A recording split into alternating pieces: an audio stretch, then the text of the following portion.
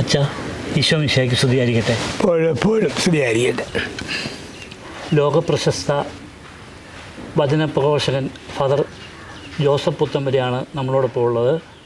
തിരുമേനി മലങ്കര കത്തോലിക്ക ദേവാലയത്തിൽ നടക്കുന്ന ബൈബിൾ കൺവെൻഷൻ നയിക്കുന്നത് ജോസഫ് അച്ഛനാണ്. അച്ഛനോട് നമുക്ക് കുറച്ച് കാര്യങ്ങൾ ചോദിച്ച് മനസ്സിലാക്കാം. അച്ഛൻ എത്ര വർഷമായി ഈ ധ്യാന ഫീൽഡിൽ ആയിട്ട്?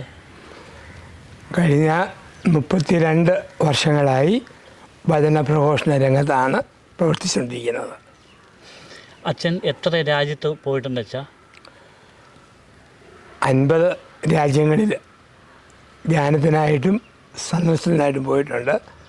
അവസാനം പോയത് ജൂലൈ 1 ഫിലിപ്പീൻസിലായിരുന്നു. റോമിലെല്ലാം പോയി മാർപ്പാപ്പയൊക്കെ ആയിട്ട് സൗഹൃദവും ഒക്കെ ഉണ്ടായിട്ടുണ്ടാവും അല്ലേ? സഭയുടെ പ്രൊവിൻഷ്യാളായിരുന്ന കാലത്ത് റോമിൽ പോയി ഫ്രാൻസിസ് മാർപ്പാപ്പയായിട്ടൊക്കെ 1 മിനിറ്റ് സംസാരിച്ച് അനുഗ്രഹം മേടിച്ചിട്ടുണ്ട്. പിന്നെ പലപ്പോഴും സഭയുടെ കാര്യങ്ങൾക്കും ധ്യാനങ്ങൾക്കുമായിട്ട് റോമിൽ പല പ്രാവശ്യം പോയിട്ടുണ്ട്. അച്ഛന് എത്ര ഭാഷയിൽ ധ്യാനിപ്പിക്കാൻ സാധിക്കുന്നുണ്ട്?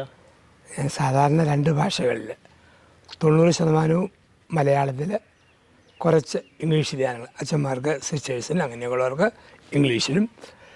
പിന്നെ വിദേശത്ത് പോകുമ്പോൾ മലയാള ധ്യാനങ്ങളുടെ കൂട്ടത്തിൽ ചില ഇംഗ്ലീഷ് ട്യൂബുകൾക്ക് 1-2 ട്യൂക്കുകൾ നമ്മൾ ഇംഗ്ലീഷിലും കൊടുക്കാറുണ്ട്. നർമ്മരസത്തിൽ ധ്യാനിപ്പിക്കുന്ന അച്ഛൻ ഈ ലോകത്ത് തന്നെ നമ്പർ 1 ആണ്. അത് അച്ഛൻ്റെ മാതാപിതാക്കളിൽ നിന്ന് ലഭിച്ച ഇതാണോ? മാതാപിതാക്കൾ നർമ്മത്തിൽ സംസാരിക്കാറൊക്കെ ഉണ്ടായിരുന്നോ? അമ്മ നല്ല നർമ്മ ഭാവന ഉള്ളവളായിരുന്നു. പിന്നെ എനിക്കും കുട്ടിക്കാലം മുതലേ അല്പം ഫലിതം കൂട്ടി പറയുന്ന പ്രസംഗങ്ങൾ കേൾക്കാൻ ഇഷ്ടവും, കലാപ്രസംഗം ഇഷ്ടം, ഫലിതമുള്ള പ്രോഗ്രാംസ് ഇഷ്ടം. അതിൽ നിന്നാണ് നർമ്മരസമുള്ള ഒരു പ്രസംഗ ശൈലി ഉരുത്തിരിഞ്ഞ് വന്നത്. 15 വർഷം മുമ്പ് ഞാൻ അച്ഛൻ്റെ ധ്യാനം കൂടിയിട്ടുണ്ട്. അത് കഴിഞ്ഞ് ഞാൻ അച്ഛനെ കാണാനിട വന്നു. അച്ഛനെയും മമ്മൂട്ടിയും മോഹൻലാലിനെ പോലെ അച്ഛനും ഇതിൻ്റെ രഹസ്യം എന്താണെന്ന് വെച്ചാൽ? അത് നമ്മൾ മനസ്സിൽ സന്തോഷമുണ്ട്. വലിയ പിരിമുറുക്കങ്ങളൊന്നും ജീവിതത്തിലില്ല, ഫ്രീ ആണ്. അങ്ങനെ മനസ്സ് ഫ്രീ ആകുമ്പം യുവത്വം ജീവിതത്തിൽ നിലനിൽക്കും. പിന്നെ ദൈവാനുഗ്രഹത്താൽ പ്രത്യേകമായ രോഗമൊന്നും വന്നിട്ടില്ല. അതുകൊണ്ട് ഇങ്ങനെ അങ്ങ് തുടർന്ന് പോകുന്നു. പണ്ടൊക്കെ ധ്യാനം എന്ന് കേട്ടാൽ എല്ലാവരും ഓടിയെത്തുമായിരുന്നു. ഇപ്പം ജനപങ്കാളിത്തമൊക്കെ ധ്യാനത്തിന് കുറവാണല്ലോ. അതെന്തുകൊണ്ടായിരിക്കാം? അത് പൊതുവിലങ്ങനെ പറയാൻ പറ്റുമല്ല. ഞാൻ പോകുന്ന ധ്യാനത്തിലെല്ലാം നല്ല പങ്കാളിത്തമുണ്ട്. പിന്നെ ചിലപ്പം ഈ വരണ്ട പ്രസംഗങ്ങളും ഒരു ഉണങ്ങിയ ധ്യാനാന്തരീക്ഷം വരുമ്പം ആണുങ്ങൾ പ്രത്യേകിച്ച് മാറിപ്പോകും. സ്ത്രീകൾ നല്ലവരുടെ ഭക്തി കൊണ്ട് അതിൽ പങ്കെടുക്കും. പിന്നെ ഇഷ്ടംപോലെ സോഷ്യൽ മീഡിയയിലൊക്കെ ധ്യാനങ്ങൾ വരുന്നുണ്ടെങ്കിലും ഒരുപാട് പേർക്കും നേരിട്ട് കാണാനും കേൾക്കാനും ആഗ്രഹമുണ്ട്. അതാണ് നമ്മുടെ അനുഭവം. പിന്നെ ഈ വലിയ കൺവെൻഷനുകളേക്കാൾ കൂടുതൽ ആൾക്കാർ ഇപ്പോൾ ഇടവകതരത്തിലുള്ള ധ്യാനങ്ങളിലാണ് പങ്കെടുക്കുക. അത് കൊറോണ വൈറസിൻ്റെ വരവിന് ശേഷം ഉണ്ടായ ഒരു മാറ്റമാണ്. എന്നാലും പങ്കെടുക്കുന്നവരുണ്ട്. ഓരോ ദേശമനുസരിച്ചും കാലമനുസരിച്ചും ഉള്ള മാറ്റം എന്നുള്ളതേ ഉള്ളൂ. ഭാഗഭാഗിത്വം നന്നായിട്ടുണ്ട്. അച്ഛനെ എല്ലാവരും കാപ്പിപ്പൊടി അച്ഛൻ എന്നാണ് വിളിക്കപ്പെടുന്നത്. അച്ഛന് ജോസഫ് അച്ഛൻ എന്നാണോ കാപ്പിപ്പൊടി അച്ഛൻ എന്ന് വിളിക്കുന്നതാണോ ഏറെ ഇഷ്ടം? അത് ജോസഫ് അച്ഛൻ എന്ന് വിളിക്കുന്നത് സാധാരണ കേൾക്കുന്ന രീതി. മറ്റേതൊരു സമൂഹത്തിൻ്റെ സ്നേഹത്തിൻ്റെ ഭാഷയിൽ വിളിക്കുന്ന ഒരു വാക്കാണത്.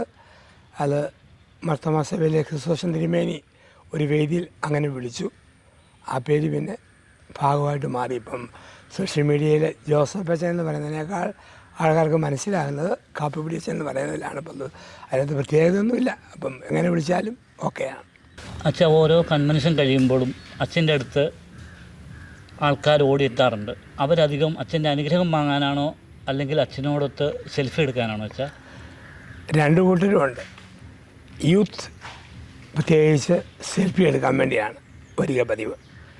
മുതിർന്നവർ പ്രാർത്ഥിപ്പിക്കാൻ വരും. ചിലർ അതിൻ്റെ അവസാനം സെൽഫി എടുത്തോണ്ടെന്ന് ചോദിക്കും. 2 കൂട്ടരുമുണ്ട്. വചനവേദികളിൽ അച്ഛൻ ഇതുപോലെ നർമ്മരസം കലർത്താൻ എങ്ങനെ കഴിയുന്നു?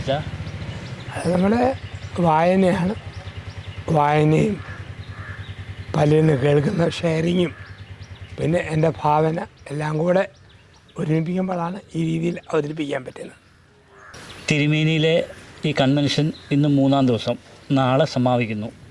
അച്ഛന് പൊതുവേ തിരുമേനിക്കാരോടുള്ള അഭിപ്രായം എന്താണെന്ന് വെച്ചാൽ, അതുപോലെ തന്നെ നാളത്തെ പ്രോഗ്രാമിനെ പറ്റി ഒന്ന് പറയാമോ? നമ്മൾ തിരുമേനിയിൽ വന്ന് പങ്കെടുക്കാൻ പറ്റുന്നവരെല്ലാം വന്ന് പങ്കെടുക്കുന്നു. ഇവിടെ ഈ സമൂഹം ഒരു ചെറിയ സമൂഹമാണ്, മലങ്കര കത്തോലിക്ക സമൂഹം. പക്ഷേ അതിൽ നിന്നും പങ്കെടുക്കാൻ പറ്റുന്നവരെല്ലാം വന്ന് പങ്കെടുക്കുന്നുണ്ട്. മറ്റ് ഇടവകയിൽ നിന്നും ആൾക്കാർ വന്ന് പങ്കെടുക്കുന്നു.